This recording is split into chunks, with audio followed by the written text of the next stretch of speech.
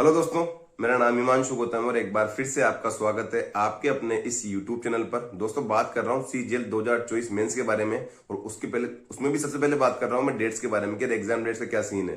जो जो भाई लोग ये चीज कह रहे थे कि यार भैया दिसंबर फर्स्ट वीक में एग्जाम हो सकता है क्योंकि 3, 4, 5 दिसंबर को रेलवे का कोई एग्जाम नहीं है और उस टाइम स्लॉट खाली, तो क्या पता उस टाइम एग्जाम हो जाए। तो भाई इस चीज की आशंका डे बाय डे कम होती जा रही है क्योंकि भाई अगर 3, 4, 5, 6 दिसंबर के आसपास, अगर दिसंबर फर्स्ट वीक में भी अगर एग्जाम लेना होता ना किसी को मेंस का, तो अब तक कोई ना कोई कैलेंडर दे चुके होते हैं लोग। ठीक है, और ये चीज बहुत कम होती है कि अचानक से 10, 15 नवंबर को आपका रिजल्ट दे देंगे और उसके 20 दिन बाद आपका एग्जाम करा लेंगे। ठीक है, ऐसा एक बार हुआ है सीजीएल 2018 के टाइम पे, जब 20-19 अगस्त के आसपास आपका रिजल्ट आया था प्री का। सीजीएल 2018 प्री का रिजल्ट आया था 20 अगस्त के आसपास और उसके 20 दिन बाद 11 सितंबर को मेंस का एग्जाम हो गया था। ठीक है, पर उसमें भी ये सीन थी कि 11, 12, 13 सितंबर डेट थी ना, वो डेट 2 महीने पहले बता रखी थी इन्होंने कि आपका रिजल्ट कभी भी आए, आपकी एग्जाम डेट तो 11, 12, 13 सितंबर है। ठीक है, फिर रिजल्ट 20 अगस्त को आया था और उसके 20 दिन बाद एग्जाम हो गया था। ठीक है, तो जो दिसंबर का तो मुझे भी बहुत कम लग रहा है। हाई चांस यही है कि जनवरी में आपका एग्जाम हो सकता है, जो 15-20 जनवरी की जो हर जगह चल रही है ना, तो वही लग रहा है कि यार 15-20 जनवरी आपकी डेट आ सकती है। और अच्छी बात है भाई साहब, क्योंकि जब एग्जाम टाइम आता है ना, आपने प्री में ये चीज देखी होगी कि एग्जाम टाइम पे एक एक दिन बहुत इंपॉर्टेंट होता है। ठीक है, जिनका एग्जाम प्री का एग्जाम जिनका 9-10 सितंबर को पड़ गया था ना, तो वो लोग थोड़े दुखी थे, निराश थे कि यार हमारा एग्जाम स्टार्टिंग में आ गया। और जिनका एग्जाम 24, 25, 26 सितंबर को पड़ा था, तो उनके मन में एक अलग खुशी चल रही थी कि यार कम से कम और लोगों से 10-12 दिन का हमको एक्स्ट्रा टाइम मिल गया। ठीक है, तो एग्जाम का टाइम माइंड सेट काम करता है और अगर उस टाइम एक एक 2 दिन भी एक्स्ट्रा मिलते हैं तो कहीं ना कहीं जो बंदा तैयारी कर रहा है, ठीक है, उसको खुशी होती है कि यार 2 दिन और मिलेंगे, 3 दिन और मिलेंगे। ठीक है, तो अगर आपका एग्जाम दिसंबर में नहीं होता है और जनवरी में होता है, ठीक है, तो अगेन आपको 15-20 मतलब लगभग 20-25 दिन आपको एक्स्ट्रा मिल जाएंगे। अच्छी बात है, जिन लोगों की नहीं तैयारी अधूरी अटके पड़ी थी या दिवाली के टाइम का फ्लो टूट गया था, उन्हें फिर से एक मौका मिलेगा कि यार दोबारा तैयारी कर लो, क्योंकि भाई ये सत्य है कि 17,000 वैकेंसी काफी अच्छा मौका होता है। ठीक है, एक बार के लिए आप गूगल करेंगे, यूट्यूब पे देखेंगे तो 17,000 वैकेंसी कब आई थी, 22 में जरूर, 2022 वाले सीजन में जरूर 34-35 हजार वैकेंसी थी। ठीक है, पर उसके अलावा 17,000 वैकेंसी वाकई में एक बड़ी चीज होती है। किसी भी कारण से आ रही तो आ रही है, अच्छी बात है। ठीक है, और उस टाइम पे मैं तैयारी में ढिलाई बिल्कुल भी नहीं बरतनी चाहिए कि यार इसकी रीजन से या उस रीजन से हमारी तैयारी में ढिलाई होगी। ठीक है, फिर से मौका मिल रहा है कि अगर दिसंबर में एग्जाम नहीं होता है आपका, क्योंकि जब भी डेट मुझे लग रहा है कैलेंडर बहुत जल्द आ जाएगा आपका और ये चीज क्लियर हो जाएगी कि एग्जाम कब होने वाला है। ठीक है, क्योंकि जब फाइनल डेट आती है ना, उसके बाद ही उस चीज को बिल्कुल मानते हैं कि यार सॉलिड चीज की यार फाइनल चीज आ चुकी है, फाइनल डेट आ चुकी है और अब कंफर्म जनवरी में या फिर कंफर्म दिसंबर में एग्जाम है। ठीक है, पर हाई चांस माहौल के हिसाब से ये लग रहा है कि आपका जनवरी में 15 जनवरी से 20 जनवरी के बीच एग्जाम हो जाएगा। ठीक है, तो तैयारी करते रहो भाई साहब, क्योंकि एक एक चीज एक एक दिन हमारे लिए बहुत ज्यादा इंपॉर्टेंट है। मैं फिर से कह रहा हूँ, 17,000 वैकेंसी काफी मतलब बड़ी वैकेंसी है। ठीक है ना, पहले 6,000, 7,000, 8,000 तक गाड़ी आ गई थी। 2-3 साल सीजन ऐसे निकले थे कि 7,000 वैकेंसी आ रही, 8,000 आ रही, 9,000 आ रही, फिर अचानक से अगर 17,000 आ रही तो काफी अच्छी बात है। और 17,000 भी ऐसी नहीं कि सब 2400 ग्रेड पे ही है, लगभग 2700-2800 तक भी जीएसटी वाली वैकेंसी है, तो काफी 4600 ग्रेड पे वाली भी काफी अच्छी वैकेंसी है। तैयारी करते रहो, क्विज लगाते रहो, जो भी कमजोरियां हैं आपकी उन पर ध्यान दो। ठीक है, आती हुई चीजें आप कर लोगे, पर कहीं ना कहीं जिनमें प्रॉब्लम आ रही है उन चीजों पे ध्यान दो। अगर मैं मैथ्स की बात करूं तो पता है रेस वाले क्वेश्चन परेशानी करते हैं आपके। ठीक है, ये इतने सेकंड से आ रहा है, इतनी दूरी से आ रहा है, दिमाग खराब हो जाता है एग्जाम में। या फिर आपकी जो इलेक्शन वाले क्वेश्चन है वो परेशानी क्रिएट करते हैं, या फिर आपकी जो मैं बता रहा हूँ मिक्सचर एलिगेशन के बड़े बड़े क्वेश्चन आ जाते हैं।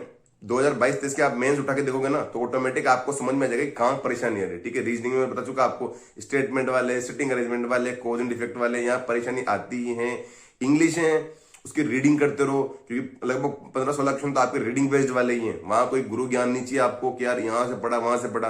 वहां अगर आपकी रीडिंग अच्छी है तो डेफिनेटली आप उस चीज को सही कर लोगे। ठीक है, तो इन चीजों को अच्छे से पढ़ते रहो। फिर से कह रहा हूं, एक ही लाइन है, कमियों पे ध्यान दो, चाहे एग्जाम 10 दिन बाद हो, चाहे 20 दिन बाद हो, 70 दिन बाद हो। ठीक है, कमियों पे ध्यान दो।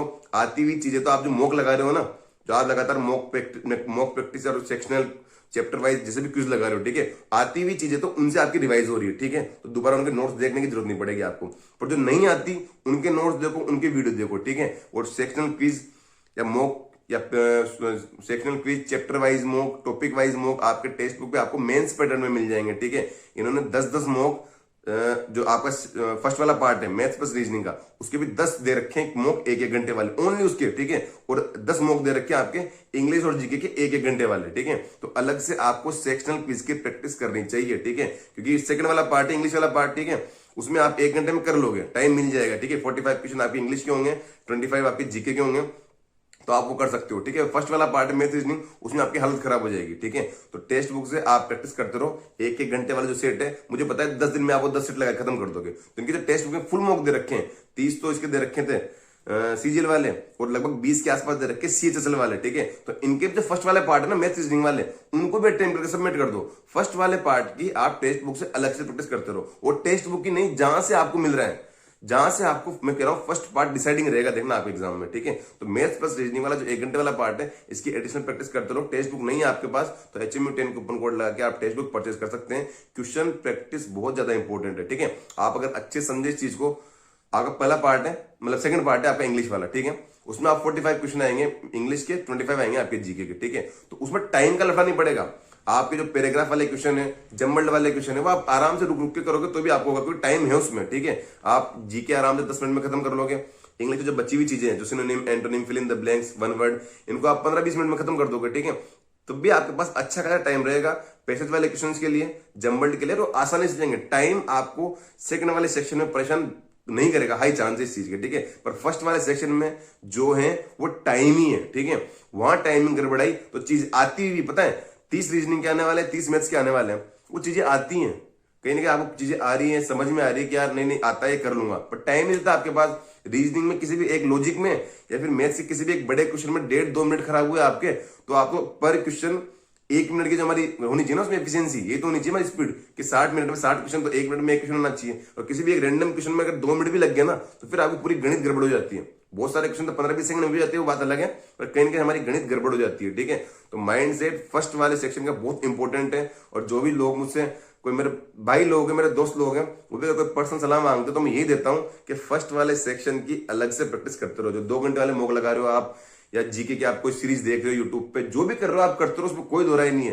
पर एक इतना सा निवेदन है, इतनी सलाह है मेरी कि फर्स्ट वाला जो सेक्शन है मैथ्स प्लस रीजनिंग वाला, ठीक है, मैथ्स प्लस रीजनिंग का जो 60 क्वेश्चन वाला सेक्शन है, उसकी एडिशनल प्रैक्टिस करनी पड़ेगी आपको, ठीक है। वही है डिसाइडिंग है। उसमें 180 में से आप यूआर में हो और 180 में से आपने 165 क्रॉस कर लिया, ठीक है, गारंटी है सिलेक्शन हो जाएगा, काफी अच्छा स्कोर बन जाएगा ओवरऑल। क्योंकि सेकंड वाले में जो मैथ्स रीजनिंग में 60% लेके आएगा, उसे रीजनिंग जीके तो आती, मतलब इंग्लिश जीके तो आती होगी ना थोड़ी बहुत, तो ठीक है, वहां टाइम मिलेगा अच्छा खासा और वो इजीली कवर कर लेगा, ठीक है। तो ये वाली चीजें 2 घंटे वाले मॉक तो लगाते रहो, और उसके अलावा 1 घंटे वाले सेक्शन फर्स्ट सेक्शन के लगाते रहो। अगर इंग्लिश में इशू आ रहा है तो इंग्लिश के भी लगाओ बैठ के। सेक्शनल टेस्ट बहुत इंपॉर्टेंट चीज होती है, क्वेश्चन प्रैक्टिस करते रहो। अगर वाकई में आपका एग्जाम जनवरी में होता है तो कम से भी कम 70 दिन है हमारे पास, ठीक है, मिनिमम 70 दिन तो हमारे पास है ही, तो काफी अच्छा हो जाएगा अगर वास्तव में हमारे पास 70 दिन होंगे। और हाई चांस ये लग रहे हैं कि अभी भी, आज से भी, नवंबर पूरा बच रहा है हमारे पास, दिसंबर पूरा है, और वाकई में अगर जो 15 जनवरी के बाद एग्जाम होता है तो आधा महीना आपके पास जनवरी का भी होगा, ठीक है। तो दिसंबर है, जनवरी, नवंबर है, हमारे पास लगभग 60-70 दिन का टाइम है, 60-70 दिन की विंडो है, और उसमें कितना भी स्कोर बढ़ाया जा सकता है। 280 वाले 320 पे पहुंच सकते हैं, मेहनत करने की जरूरत है बस, ठीक है। तो सब चीजें छोड़ो, ये मौके बार बार नहीं आते, वरना फिर बाद में ये होता है ना कि कहीं छोटी पोस्ट मिल गई, कहीं दूर बैठे हुए हैं, फिर सीजल दे रहे हैं। रिपीटर्स क्यों आते हैं?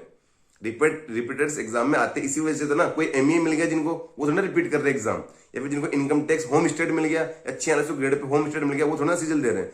जो कहीं दूर बैठे हुए हैं, कोई पीए बन के बैठा हुआ है, कोई टीए बन के बैठा हुआ है, वापस होम स्टेट आना है, या फिर पहले वाले एग्जाम में कोई ना कोई 19-20 कमी देगी तभी तो वापस रिपीट कर रहे हैं ना भाई साहब। तो ये एक साइकिल है जिसमें हम फंस के रह जाते हैं, ठीक है।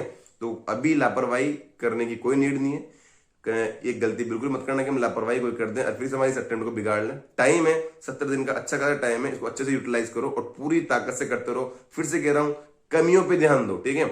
आती हुई चीजें मॉक से, सेक्शन मॉक से रिवाइज होती रहेगी, और जो चीजें नहीं आ रही उनको आप रिवाइज करो, वीडियोस देखो, आपके जो लेक्चर्स देखो, थ्योरी देखो, नोट्स बनाओ और फिर अच्छे से करो उनको, ठीक है। Thank you so much.